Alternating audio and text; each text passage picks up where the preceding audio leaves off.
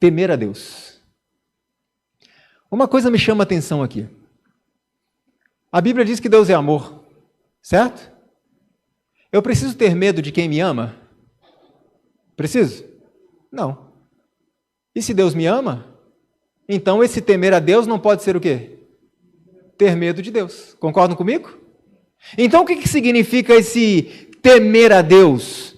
A palavra original que foi usada no grego, ela significa reverenciar, respeitar, significa lealdade absoluta.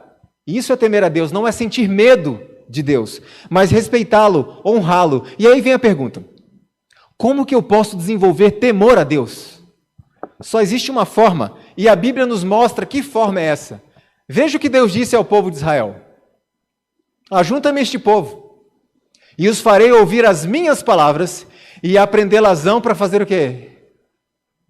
Para me temerem todos os dias que na terra viverem, e as ensinarão a seus filhos. Ou seja, Deus disse aos seus líderes: ensinem ao povo a minha palavra, para que eles possam me temer. Como é que eu posso desenvolver temor a Deus? É impossível temer a Deus se eu não conheço a sua palavra. Como é que eu posso temer, honrar e respeitar a Deus se eu não o conheço? Se eu não sei quem Ele é? E aí eu pergunto, qual é a única forma que temos para conhecermos a Deus, sabermos quem Ele é e como Ele age? Pela sua palavra. Ensinem a palavra ao meu povo, para que eles possam me temer todos os dias. Não podemos temer aquele que não conhecemos, não podemos respeitar a quem não conhecemos. Por isso eu sempre digo em todas as igrejas por onde passamos, o alicerce desta igreja é a Bíblia. Nós não somos o povo da música. Nós somos o povo da Bíblia. E tudo que nós fazemos, deve estar a serviço da Bíblia, da pregação da palavra. Essa é a base da Igreja Adventista. E amanhã de manhã eu vou mostrar para vocês como que esta igreja foi construída. É impressionante como nós chegamos aqui. Então ensine a palavra ao povo para que eles possam me temer. Essas palavras de Deus me lembraram uma experiência que Israel vivenciou no pé do Monte Sinai.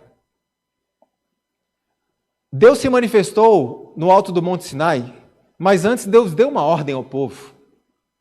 Deus disse a Moisés: fale ao povo que eles terão 3 dias para se santificar. Jejum, oração. Deus deu uma ordem específica até que eles lavassem as suas vestes, as suas roupas. Por que que foi necessário um rigoroso processo de purificação do povo? Para que Deus se manifestasse no alto do Monte Sinai. E se alguém tocasse na base do monte, o que acontecia? Morria. Podia ser ser humano ou animal. Morria. Por quê?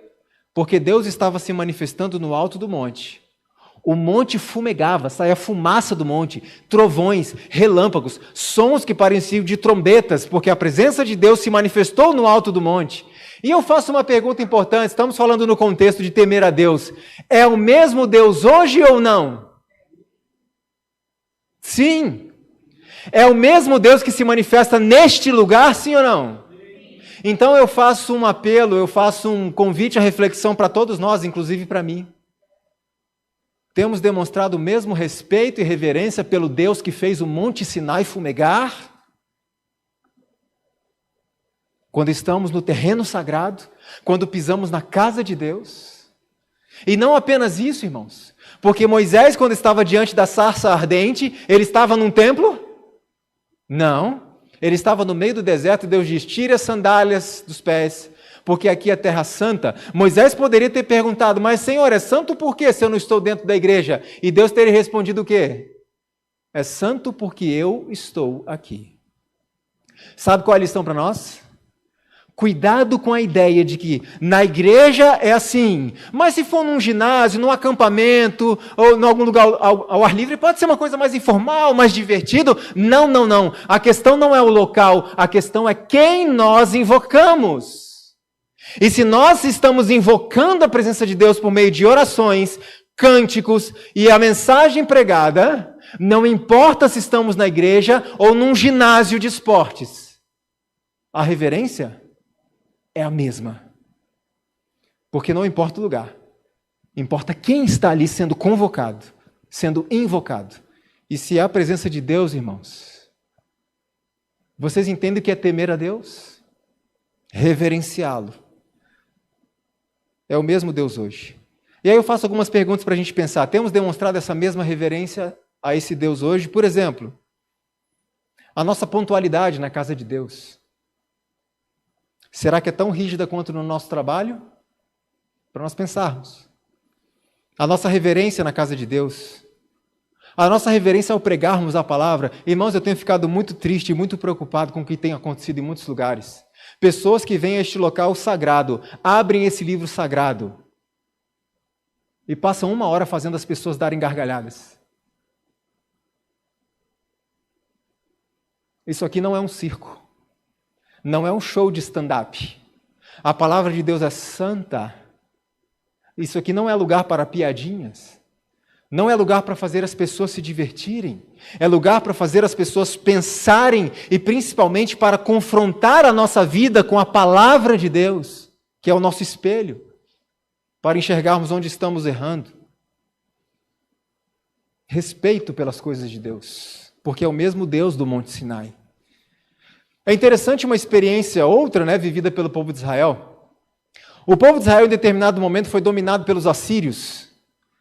E o rei da Síria, ele tinha um costume muito interessante, muito eficaz nessa questão das guerras. Quando ele dominava uma nação, ele pegava pessoas da sua própria nação ou de nações vizinhas e fazia essas pessoas mudarem para aquela nação. Por quê? Porque essa mistura de gente diminuía ou eliminava a possibilidade de haver revoltas. Porque um povo unido é mais fácil de se levantar para se revoltar contra o governo, sim ou não? Então ele trazia mistura, gente de várias nações, misturava ali para quebrar essa unidade. E o rei da Síria fez isso com o povo de Israel. Samaria era um território de Israel naquela época, e o rei da Síria mandou gente de tudo quanto era canto para morar em Samaria. Ali aconteceu uma mistura de judeus e samaritanos, aliás, de judeus com pagãos. E esse problema foi redundar lá na frente. E a gente começa a entender por que quando Cristo estava aqui nessa terra, havia uma briga terrível entre quem? Judeus e samaritanos. Por quê?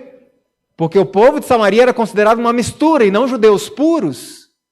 O rei da Síria, então, manda esse monte de gente de várias nações para morar em Samaria. Mas começou a acontecer um problema em Samaria. E a Bíblia relata assim: e sucedeu que no princípio da sua habitação ali, eles não fizeram o quê? Não temeram a Deus. E o Senhor mandou entre eles leões que mataram alguns deles. Então o rei da Síria foi informado: olha o que está acontecendo em Samaria. O rei da Síria, então, tomou uma decisão. Ele diz: sabe aqueles sacerdotes que nós tiramos de Samaria e levamos embora? Pegue esses sacerdotes e levem de volta para Samaria, alguns deles pelo menos. Mas para quê?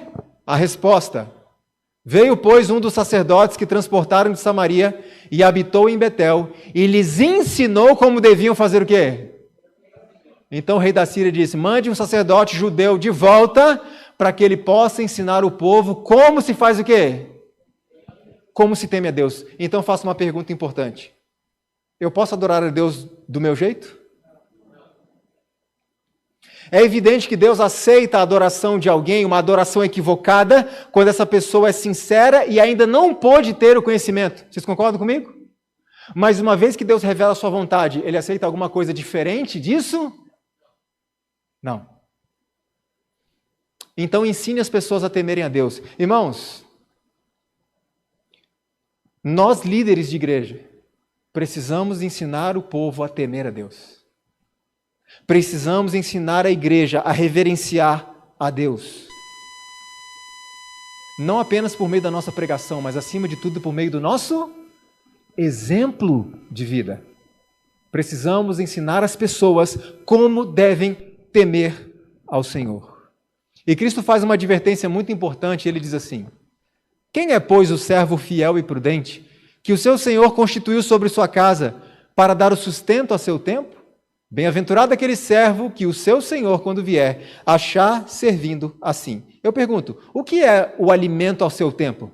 Já parou para pensar nessa parábola? Então Deus estabelece servos para darem ao seu povo alimento ao seu tempo.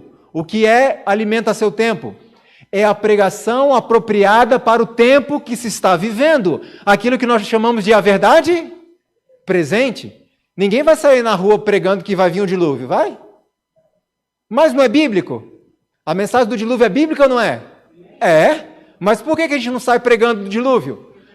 Porque já aconteceu, porque não é a verdade presente. Então aqui Deus está dizendo, bem-aventurado o servo que está levando ao povo, ensinando ao povo a verdade presente, apropriada para esse tempo. Preste atenção nisso. Nós estamos vivendo o tempo do fim, concordam? Desde quando? 1844 é uma data muito significativa para nós. E é normal a gente citá-la nesse contexto. É muito comum. Mas, na verdade, é um pouco antes disso. Exatamente. O livro de Daniel fala, sela o livro até quando? Até o fim do tempo, ou o tempo do fim. E quando que o livro foi aberto, então? Quando o Papa Pio VI foi preso pelo general Berthier de Napoleão Bonaparte. Isso em 1798 começa, então, o tempo do fim. Qual é a mensagem apropriada para os nossos dias, para esse tempo de fim? Eu vou dizer para vocês com toda a convicção, não é tempo para pregações de autoajuda. Não é tempo para palestras de coaching.